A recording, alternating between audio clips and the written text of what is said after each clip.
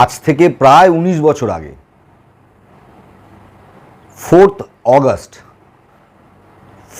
August 2005 4ই August 2005 সালে যেই ভিডিওটা দিয়ে আজকের এই প্রতিবেদন আমি শুরু করলাম, আপনারা দেখলেন সবাই ভিডিওটি, আপনারা অবগতও আছেন এই ঘটনাটি সম্বন্ধে।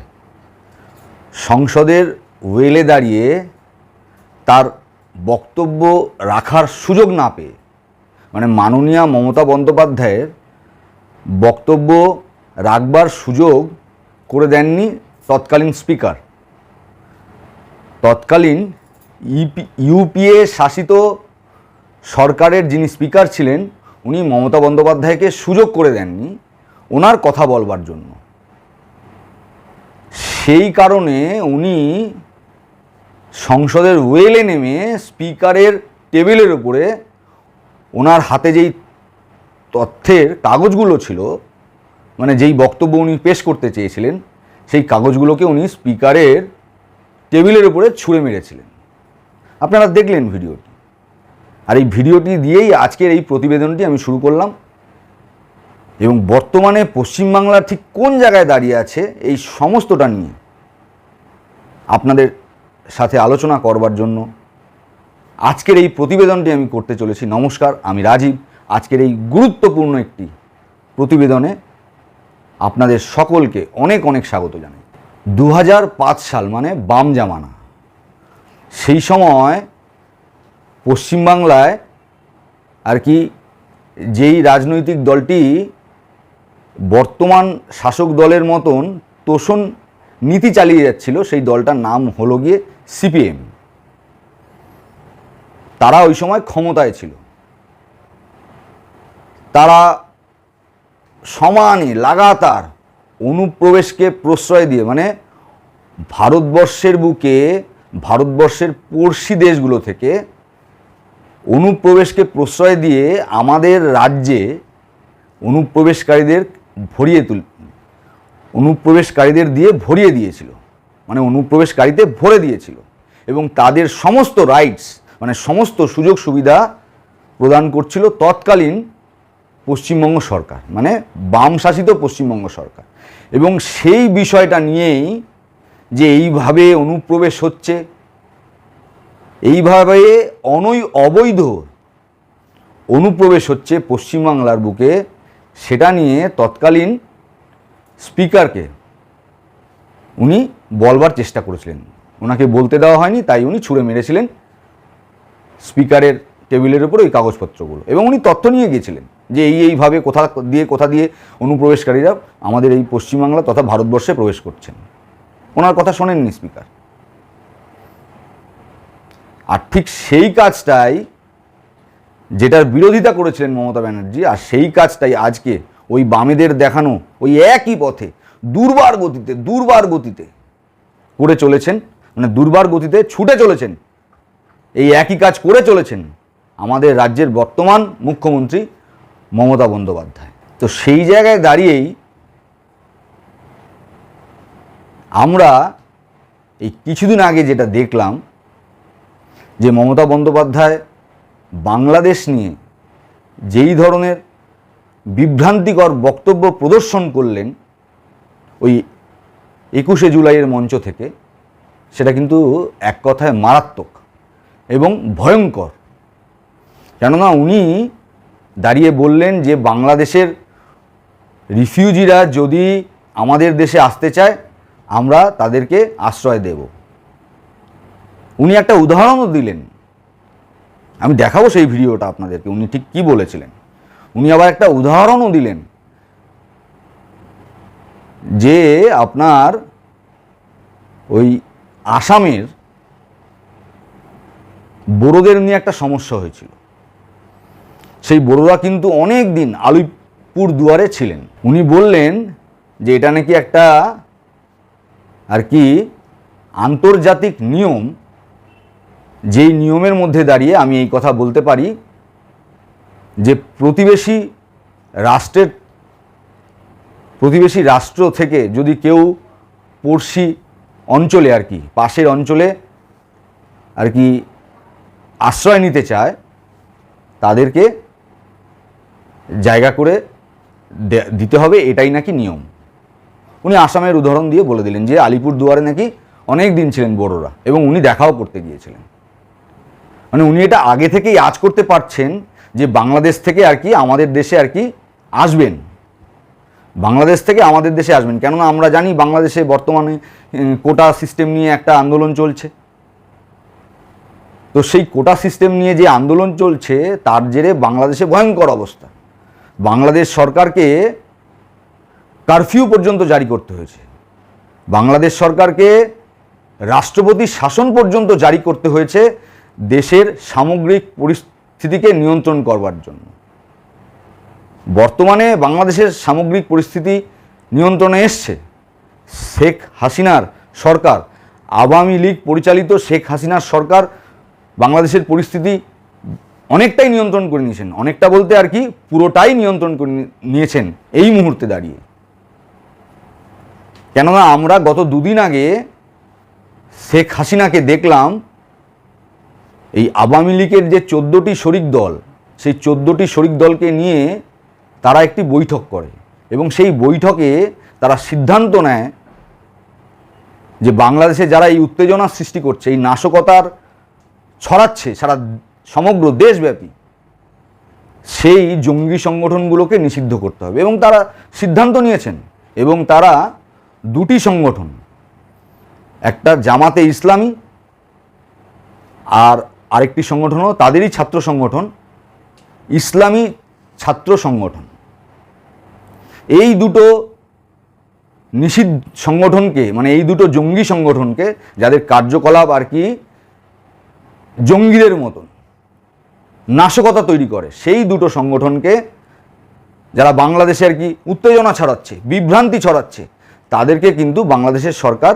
ব্যান করেছে।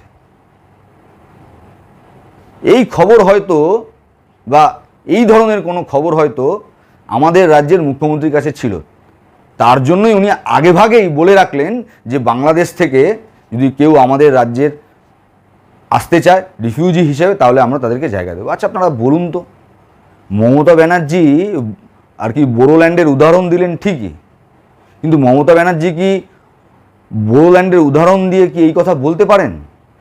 বোরোল্যান্ড আসামে অবস্থিত, আসাম ভারতবর্ষের একটি রাজ্য, আলিপুরদুয়ার সেটিও ভারতবর্ষেরই অংশ।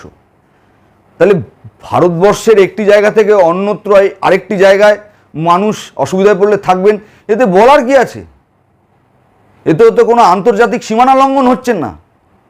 কিন্তু বাংলাদেশ থেকে আসতে গেলে আমাদের দেশে, সে পশ্চিমবাংলায় আসুক চাই ভারতবর্ষের যে কোনো জায়গায় আসুক, আন্তর্জাতিক সীমানা পেরিয়ে তাকে আসতে হবে। আর আন্তর্জাতিক সীমানা যখনই পেরিয়ে কেউ আসবে তখনই কিন্তু আর রাজ্যের এখতিয়ারের মধ্যে থাকে না কোনো বিষয়, তখন সেটা রাষ্ট্রের বিষয় হয়ে দাঁড়ায়। আর এই বিষয়ে যদি রিফিউজিদেরকে নিয়ে, উদ্বাস্তুদেরকে নিয়ে যদি কোনো স্টেটমেন্ট দেওয়ার হয় তাহলে সেটা দেবে ভারত সরকার বা আমাদের দেশের প্রধানমন্ত্রী বা বিদেশমন্ত্রী। মমতা বন্দ্যোপাধ্যায়ের সেই এখতিয়ার নেই যে উনি সেই স্টেটমেন্ট উনি দেন। কিন্তু আমরা দেখলাম, আমি জানি না মমতা বন্দ্যোপাধ্যায় এই নিয়ে কতটা কি পড়াশোনা করেছেন, আমরা যদিও জানি উনি একজন ডক্টরেট এবং উনি একজন আর কি আইনজীবী, ওনাকে আমরা একজন উচ্চশিক্ষিত মুখ্যমন্ত্রী হিসেবেই জানি। গুগল সার্চ করে দেখবেন, ইউটিউবে গিয়ে সার্চ করবেন, ভারতবর্ষের সবথেকে শিক্ষিত মুখ্যমন্ত্রীদের তালিকায় আমাদের রাজ্যের মুখ্যমন্ত্রী মাননীয় মমতা বন্দ্যোপাধ্যায় সবার উপরে অবস্থান করছেন। মানে উনি সবথেকে শিক্ষিত একজন মুখ্যমন্ত্রী এবং সেই শিক্ষিত মুখ্যমন্ত্রী, আমি জানি না উনি এটা কি করে বলছেন, আমি জানি না উনি কি করে বলছেন। তো সেই জায়গায় দাঁড়িয়েই আমরা দেখলাম মমতা বন্দ্যোপাধ্যায় এই ধরনের স্টেটমেন্ট দেওয়ার পরে বাংলাদেশের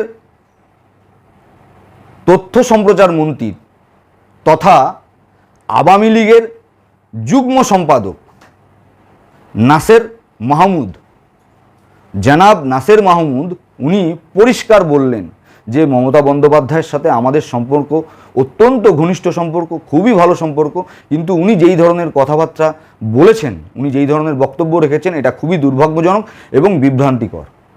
এই কথাবার্তাগুলো আমাদের বাংলাদেশের অভ্যন্তরে নাশকতা সৃষ্টি করতে পারে।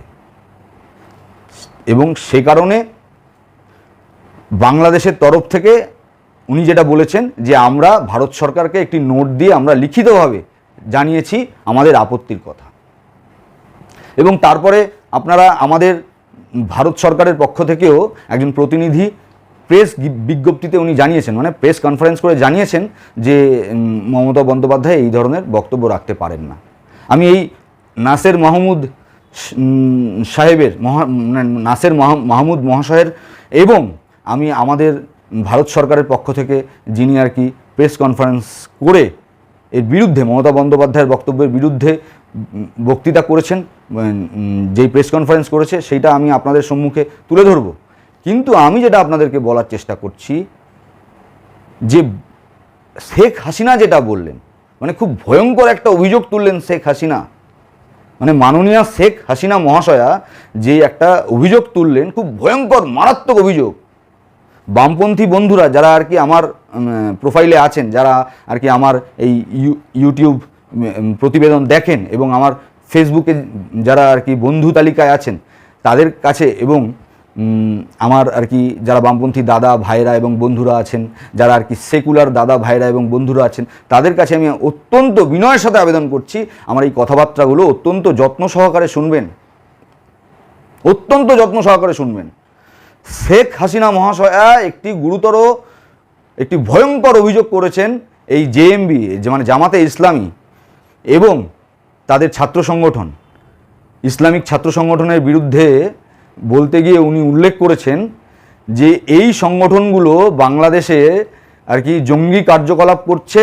তারা আর কি বিভিন্ন আর কি জেলা থেকে মেরাঠ, সিলেট, বিভিন্ন বাংলাদেশের বিভিন্ন কোণা থেকে 5,000 জঙ্গিদেরকে, প্রশিক্ষণপ্রাপ্ত জঙ্গিদেরকে নিয়ে এসে সমগ্র দেশব্যাপী নাশকতার ছক কষছে। আমাদের এই আর কি এই ব্যান করা, তাদেরকে সেই সংগঠনগুলোকে ব্যান করার সিদ্ধান্ত জানবার পর তারা আত্মগোপন করবেন এবং দেশের বিভিন্ন জায়গায় তারা নাশকতার ছক কষবেন। এই ভয়ঙ্কর অভিযোগটা এনেছেন বাংলাদেশের প্রধানমন্ত্রী মাননীয়া শেখ হাসিনা মহাশয়। এবং আমরা আমাদের রাজ্যের মুখ্যমন্ত্রীকে বলতে শুনছি যে সেই ধরনের মানুষদেরকে আমাদের দেশে জায়গা দিতে। আমরা অতীতে দেখেছি বামেদেরকে আর কি অনুপ্রবেশকারীদেরকে দিয়ে আমাদের এই রাজ্যকে ভরিয়ে দিয়েছে। আমার আপনার যেই সুযোগ সুবিধা পাওয়ার কথা, সে শিক্ষায় বলুন, স্বাস্থ্যে বলুন, যে কোনো সুযোগ সুবিধা যেটা আমাদের পাওয়ার কথা, ভারতীয়দের পাওয়ার কথা, বাঙালির পাওয়ার কথা, সেটা কিনা অনুপ্রবেশকারীরা নিয়ে চলে যাচ্ছে এবং তারা এখানে ভোটার কার্ড, আধার কার্ড, সমস্ত কিছু পরিষেবা পেয়ে যাচ্ছে। যেটা এককালে বামপন্থীরা করত, আজকে মমতা বন্দ্যোপাধ্যায়ের সরকার সেই একই কাজ দুর্বার গতিতে করে চলেছে। আমি আবারও বলছি, দুর্বার গতিতে করে চলেছে। আপনারা যদি একটু নজর রাখেন ফেসবুক, ইউটিউব বা একটু কান যদি খোলা রাখেন, আপনারা দেখতে পাবেন এবং শুনতে পাবেন যে এই পশ্চিমবাংলার দিকে দিকে, বিশেষত বর্ডার অঞ্চলগুলোতে, এই আমাদের এখানেই দক্ষিণ কলকাতার খুব পাশেই আর কি এই সোনারপুর, বারুইপুর, ডায়মন্ড হারবার, এইসব অঞ্চলগুলো, ভাঙড়, এইসব অঞ্চলগুলো রোহিঙ্গাদেরকে ভরিয়ে দিয়েছে এবং তাদেরকে আধার কার্ড, ভোটার কার্ড সমস্ত কিছু প্রদান করেছে এই তৃণমূল কংগ্রেস সরকার। কেননা তারা তাদের ভোট ব্যাংক। দেখুন, আমি একজন ভারতীয়, আমি হিন্দু, আমি ভারতীয়, আমি একজন হিন্দু বাঙালি। আমি যতটা ভারতীয়, একজন বাঙালি মুসলিমও ঠিক যারা এই রাজ্যে বসবাস করেন আমাদের পশ্চিমবাংলায়, তারাও ঠিক ততটাই ভারতীয় যতটা আমি ভারতীয়। যতটা হিন্দু বাঙালিরা ভারতীয়, ততটা বাঙালি মুসলিমরাও ঠিক ততটাই ভারতীয়। আমি হিন্দু মুসলিম বিভাজন আমি বুঝি না।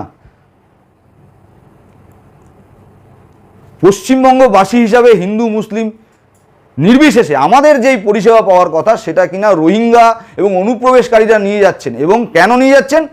এই রোহিঙ্গারা এবং এই অনুপ্রবেশকারীরা এই মাননীয়ার ভোট ব্যাংক। আমরা এটা কবে বুঝবো বলুন? আমরা কবে বুঝবো? আর তো আমি অত্যন্ত আর কি কাতরভাবে আপনাদের সামনে, অত্যন্ত আর কি যন্ত্রণা নিয়ে আপনাদের সম্মুখে এই প্রতিবেদনটি তুলে ধরলাম, আমার এই কথাগুলোকে তুলে ধরলাম, আমার এই ব্যাখ্যাগুলোকে তুলে ধরলাম। আপনারা যদি এখনও সজাগ না হন, এখনও যদি জেগে ঘুমান আপনাদেরকে জেগে ঘুমালে কিন্তু কেউ জাগাতে পারবে না, কেউ জাগাতে পারবে না। কেননা আপনারা খাগড়াগড় দেখেছেন, আপনারা মেটিয়া ব্রুজ দেখেছেন, আপনারা গার্ডেন রিচ দেখেছেন, আপনারা ববি হাকিমকে দেখছেন, যিনি বলছেন ওই অঞ্চলগুলোকে নাকি মিনি পাকিস্তান বানিয়ে দিয়েছেন এই রোহিঙ্গাদেরকে ভরে দিয়ে, রোহিঙ্গাদেরকে দিয়ে ভরে দিয়ে। খাগড়াগড়ের বিস্ফোরণ কাণ্ড আপনারা জানেন, কালিয়াগঞ্জের বিস্ফোরণ কাণ্ড আপনারা জানেন, সেখানে সমস্ত কিছু তথ্য থানা থেকে লোপাট করে দেওয়া হয়েছে, হিন্দু বাঙালিদের দোকানপাট জ্বালিয়ে দেওয়া হয়েছে এবং সেই সমস্ত কিছু তথ্য থানাকে জ্বালিয়ে দেওয়া হয়েছে এবং ষড়যন্ত্রকারীরা তাদের অপরাধের যত তথ্য ডকুমেন্ট থানায় ছিল সেগুলোকে সব পুড়িয়ে দিয়েছে। সমস্তটাই আমাদের প্রশাসন জানে, আমাদের রাজ্যের ইন্টেলিজেন্স জানে এই রাজ্যের কোথায় কি হচ্ছে।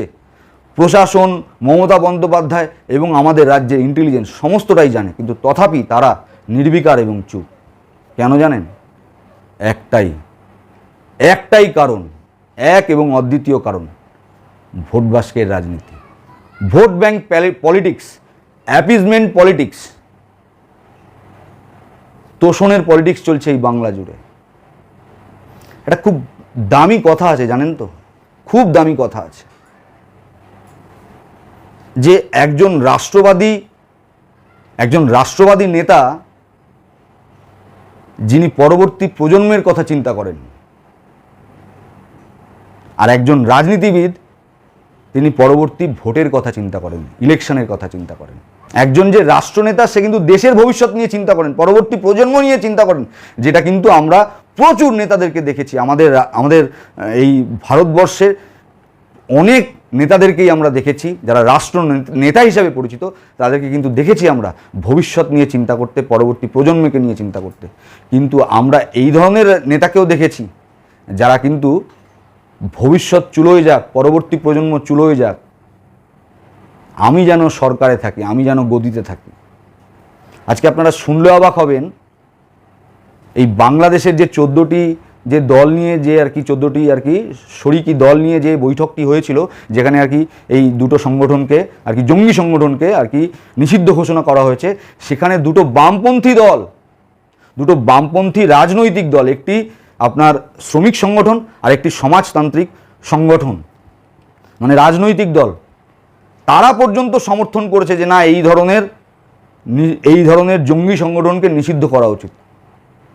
অথচ আমাদের পশ্চিমবাংলায় যারা আর কি বাম সংগঠনের সঙ্গে যুক্ত, তাদের কি কোনোদিনও দেখেছেন যে আপনার এই জঙ্গি সংগঠনগুলোর বিরুদ্ধে কোনো কথা বলতে? এই মৌলবাদ নিয়ে, ইসলামী মৌলবাদ নিয়ে কোনো কথা বলতে? তারা হিন্দু মৌলবাদ খুঁজে বেড়ায়, হিন্দু মৌলবাদ, ইসলামী মৌলবাদ মানে মৌলবাদ, কিন্তু সেখানে তারা ধর্মের রং খুঁজে বেড়ায়। সেখানে যদি হিন্দু নামের কোনো ব্যক্তি সেই নাশকতার সাথে যুক্ত থাকে, তারা সেই এবং মৌলবাদী আচরণ, মৌলবাদী কথাবার্তা জনসমক্ষে তুলে ধরে বা আচরণ করে, সেইগুলো নিয়ে আমাদের রাজ্যের বাম সংগঠনগুলো অতি সক্রিয়। কিন্তু সেই একই কাজ এবং তার থেকেও আরও ভয়ঙ্কর কাজ, যেগুলো আমরা দিনের পর দিন দেখে চলেছি, সেই ধরনের কিন্তু কোনো মৌলবাদ নিয়ে আমাদের রাজ্যের বাম সংগঠনগুলোকে এবং বাম কোনো নেতাকে, সিপিএমের বলা ভালো, সিপিএমের কোনো নেতাকে যারা কিনা নিজেদেরকে কমিউনিস্ট বলতে খুব পছন্দ করেন, তাদেরকে কোনোদিনও দেখিনি তাদের বিরুদ্ধে একটি শব্দ উচ্চারণ করতে। তো আজকে এই বলেই, এইটুকুনি ব্যাখ্যা করেই আপনাদেরকে জাগানোর চেষ্টা করলাম। আমি জানি না আপনাদের ঘুম কবে ভাঙবে, কেননা আপনারা একটাই জিনিস ভাবছেন যে আমার সন্তান যেন থাকে দুধে ভাতে। বেশি দিন থাকবে না, নিশ্চিন্ত থাকুন। ওই আগুন এমনভাবে আমাদের দিকে ধেয়ে আসছে, আপনার সন্তান আর বেশি দিন দুধে ভাতে থাকবে না। আমরা কিন্তু ঘরপোড়া গরু, মাথায় রাখবেন। একবার ওপার বাংলা থেকে, পূর্ববঙ্গ থেকে কিন্তু একবার পালিয়ে আসতে বাধ্য হয়েছি এই মৌলবাদের কারণে। আবার কিন্তু সেই দিন সামনে আসছে, সাবধান হন। আমার বলবার আর বিশেষ কিছুই নেই, কেননা আমার মানে করবার বিশেষ কিছুই নেই, কেননা আমি একজন অতি সাধারণ মানুষ। আমার কাজ যেটা আমি প্রত্যেক দিন করি, আমার কোনো না কোনো প্রতিবাদ আপনাদের সামনে তুলে ধরি, আমার কাজ যেটা জনজাগরণ তৈরি করা, মানুষের মধ্যে চেতনা তৈরি করা, মানুষকে জাগিয়ে তোলা, যারা আর কি এখনও বুঝতে পারছে না যে পশ্চিমবাংলা কী ধরনের ভয়ঙ্কর বারুদের স্তূপের উপরে দাঁড়িয়ে আছে। আমি সেই কাজটাই আপনাদের সামনে আজকে করলাম, আমার ব্যাখ্যা আপনাদের সামনে তুলে ধরলাম। আমার ব্যাখ্যা আপনাদের কেমন লাগলো, আমি ঠিক ব্যাখ্যা করলাম না ভুল ব্যাখ্যা করলাম, আপনারা অবশ্যই কমেন্ট করে কমেন্ট বক্সে জানাবেন। আর আমার এই ছোট্ট চ্যানেলটিকে সাবস্ক্রাইব করে আমার পাশে থাকবেন, এই আশা নিয়ে আজকের মতো এখানেই শেষ করছি। জয় হিন্দ, বন্দে মাতরম, ভারত মায়ের জয় হোক। আমি বাংলাদেশ নিয়ে কোনো কথা বলতে পারি না, কারণ ওটা একটা আলাদা দেশ।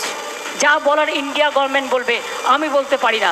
কিন্তু আমি এটুকু বলতে পারি, অসহায় মানুষ যদি বাংলায় দরজা খটখটানি করে, আমরা তাদের আশ্রয় নিশ্চয়ই দেবো।